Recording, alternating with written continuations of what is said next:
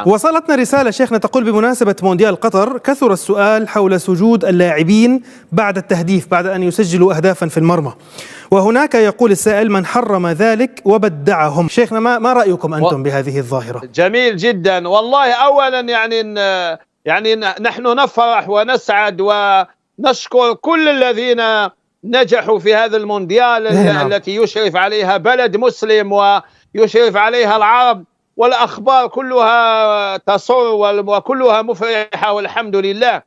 أولا من بدع هؤلاء اللاعبين فقد أخطأ يا سيدي. هذا لاعب مسلم لما يسجل هدفا يمتلكه شعور رائع جدا، فهو يريد أن يعبر عن فرحه.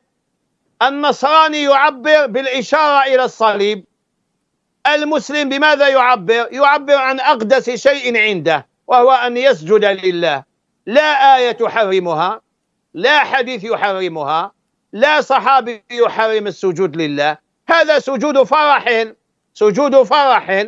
وأنا تعجبت أني سمعت أحدهم ممن يبدع هذا السجود يقول يشترط أن يكونوا على وضوء وأن يستقبلوا القبلة. يا سيدي أنت تتحدث عن الصلاة، إذا أشترط أيضا أن يفتتحوها عن سحرة فرعون فألقي السحرة سجدا قالوا آمنا برب هارون وموسى في سورة طه الآية 70.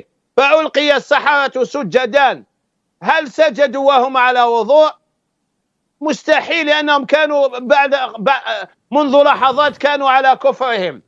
فمن يشترط الوضوء أنا لا أدري من أين جاء بهذا الشرط. اسمع إلى قول الله تعالى في قصة سيدنا يوسف عليه السلام: ورفع أبويه على العرش وخروا له سجدا، وخروا له سجدا. سجود تحية، سجود فرح، سجود نعمة، سجود اعتراف.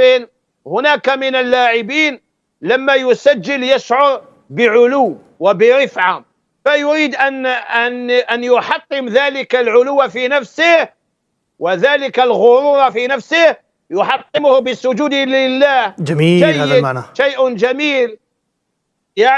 علينا أن نشكرهم وأن نشجعهم. هذا إنسان مسلم يعتز بإسلامه ويتذكر الله عند انتصاره وعند تسجيله وعند فرحه، ويريد لكل هذا العالم أن يراه ساجدا لله. الذي يقول بحرمة هذا أو يقول أنه من البدع المنكرة، أدعو الله لهؤلاء أن يبصرهم بحقيقة الفقه. الفقه هو نصوص ثابتة عن الله وعن رسوله. جميل. الحرام ما حرمه الله وحرمه رسوله، لا حرام على المسلم أن يسجد. الشافعي يرى جواز سجود الشكر، أبو حنيفة يرى ذلك، نعم. الإمام الشافعي يرى ذلك. الإمام مالك لا يرى سجودا يسمى سجود الشكر، لأن الإمام مالك كان يقول ليس هناك أعظم من الإسلام، ولم يثبت أن كلما أسلم مسلم كان النبي يقول له عليك أن تسجد سجود الشكر. نعم. فكان الناس يسلمون ولا يسجدون سجود الشكر. ولكن الإمام مالك رضي الله عنه لم يتحدث إطلاقا عن سجود الفرح. يا سيدي لا يشترط في الملعب. رجل نجح في امتحان فسجد، رجل جاءه خبر مفرح فسجد، رجل أطلق سراحه من السجن فسجد، رجل وصل إلى بلد كان يحلم بها كالعمرة أو الحج فسجد.